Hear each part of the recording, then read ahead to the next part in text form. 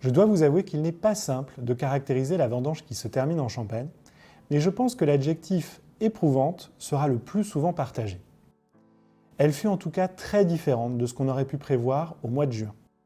À ce moment-là, la Champagne avait réussi à éviter les gelées de printemps, la pression sanitaire restait faible et la fleur s'était déroulée dans de bonnes conditions. Disons-le clairement, la cueillette s'annonçait alors sereine, solaire et abondante.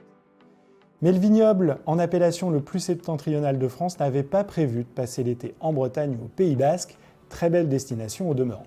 Le tournant du match a donc été tardif, avec des pluies généreuses en août et surtout un coup de chaud en pleine maturation du raisin début septembre. Côté maladie, cette météorologie s'est traduite par un cocktail peu fameux. D'abord le mildiou, apparu en raison des conditions météorologiques très pluvieuses. Nous n'avons pas été le seul vignoble touché, loin s'en faut, et les vendanges ont été lourdement impactées à Bordeaux ou encore dans le Languedoc. Ensuite avec l'oïdium, un autre champignon qui recouvre les grains d'une poussière grise. Ces deux maladies sont nocives pour la qualité et la quantité du raisin. Et enfin le botrytis, un champignon qui se développe quand il fait chaud et humide. On a même réentendu parler de la mouche Suzuki. Pour couronner le tout, l'échaudage s'est invité à la fête dans la dernière ligne droite. Il s'agit d'un phénomène qui dessèche les grains de raisin en raison de la chaleur. Ils sont alors comme brûlés. Les raisins noirs sont plus touchés que les raisins blancs car leur peau est plus fine et donc plus sensible.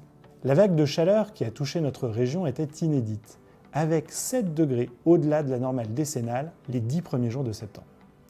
Le mercure a ainsi dépassé les 35 degrés à l'ombre par endroit. Tous les cépages n'ont pas réagi de la même façon. Si le chardonnay a tiré son épingle du jeu, le meunier est le grand perdant de la vie générale.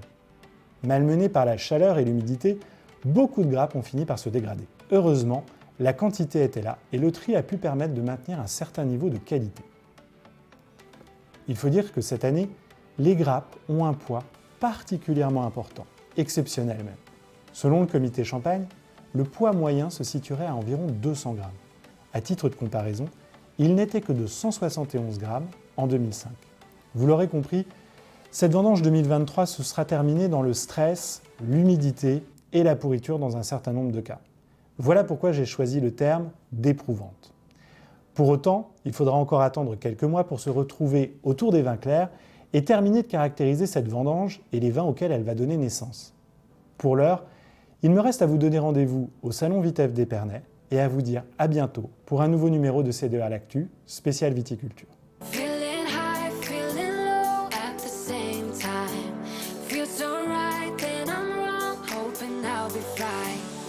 I get up, I always do. I never think